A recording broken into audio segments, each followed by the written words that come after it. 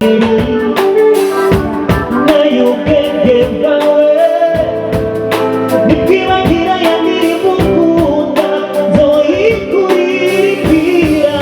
jewe novuga ko buriya meze novuga ni nk'umwanditsi w'ibitabo ushobora kuba uri umu écrivain udafise igitabo.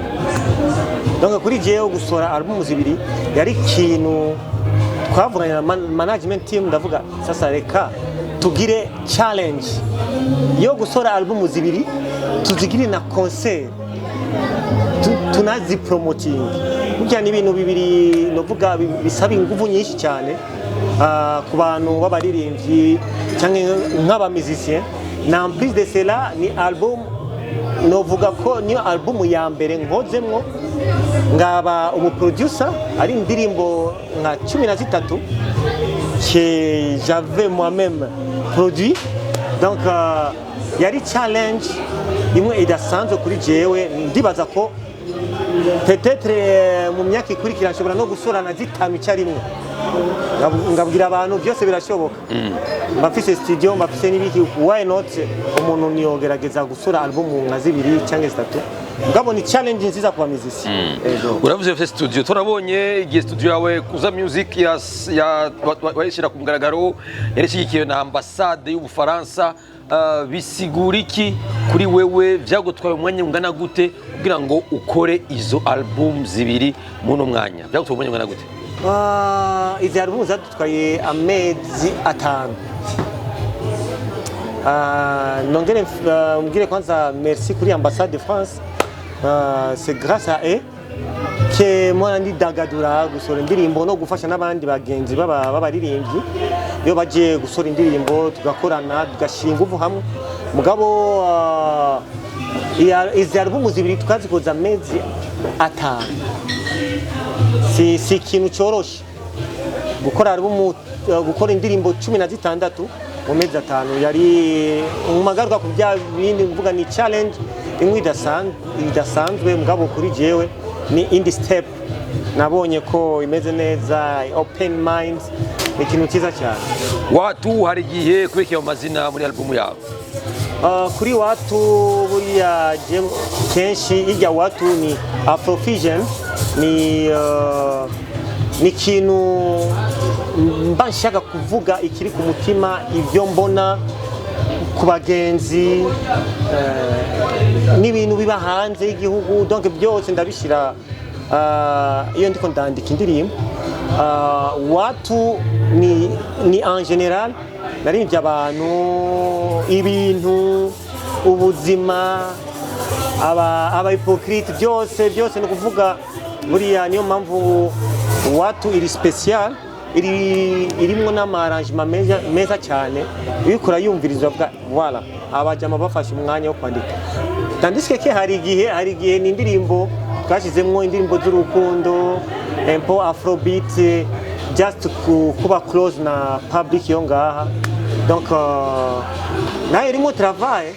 Urabya amajambo, sangi amajambo nyene mumenyereye kumva, urabibona amajambo ngo patatira.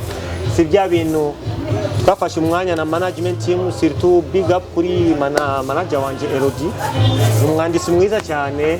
Yafashe umwanya wo gukosora pana kuririmba my baby no byiya tarabirese. Okay, andi Mwag, nukuvuga ko ugarutse ku isura nshasha nk'umuririmbyi ariko kandi nk'umwanditsi ariko kandi nk'umuhinyanyuzi, kuba compositeur umwanditsi ukaba kandi wowe ugahinyanyura ibyi wawe wenyene ugabifatira amezi 5 uri kumwe na team yawe ya management. Uvuga ko ari ibintu abaririmbyi benshi badakora, ko gukora umuziki bari equipe nini cyane n'igihe kirekire. Niki kintu wize, niki kintu byakwigishije wowe nk'umuririmbyi muri no karere yawe? Bo muri karere yanje novuga yo kuririmba no gukorana na management no kuba umu producer, ni experience nini cyane. Burya gukorana n'abantu umwe wese abafise ama ideas ziwe cyangwa n'ahantu aba yavuye gukorana n'abandi akazana iyo comportement, bisaba ibintu byinshi cyane.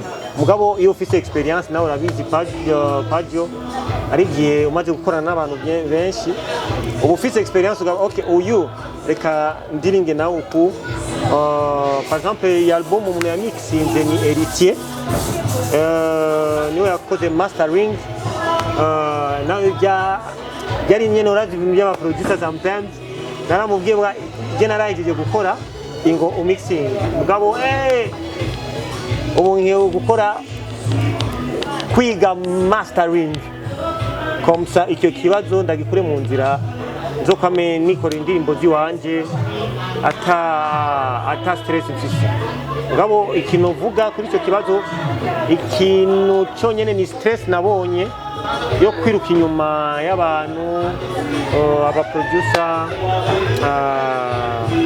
naba burya na band nabo orchestre oui bara ari gihe bafite utuntu mugabo sebye iyo ufise mindset ukaba ufise intumbero nabo urabashira nyene ku murongo ukavuga maze dukurikira umurongo donc nizo challenge novuga mugabo experience nini nizo nyezo gukorana n'abantu benshi cyane jigwa indi mind urakura mu mutwe.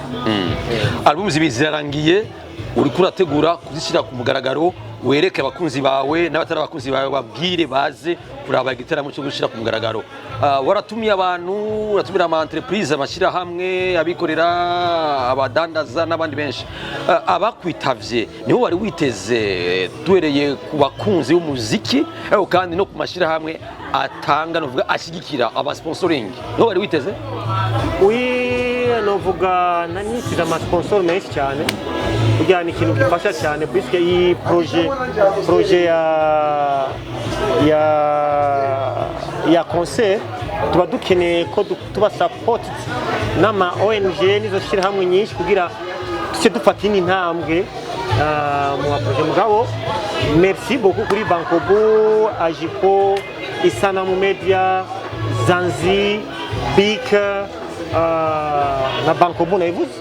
Donc merci beaucoup pour ce support yabo bibaza ko prochainement tuzokorana n'ibindi mugabo twifuza ko turonga n'ayandi mashira hamwe n'abandi bagwiza tunga simaka ngo ko dukorana n'abagwiza n'amasosiyete commercial mugabo n'abantu bashobora kuza bakubwira abantu nagiye nakunze projet yiwawe reka ndagusupporting mu bindi bihugu niko bimeze. Ushobora guhura n'umugwiza tunga akavuga beti yangu narumvise indirimbo zawe uzoze muhira akagusapotinga. Dukeneye n'ibyo bintu puisque tout fait nombre et dans la forme.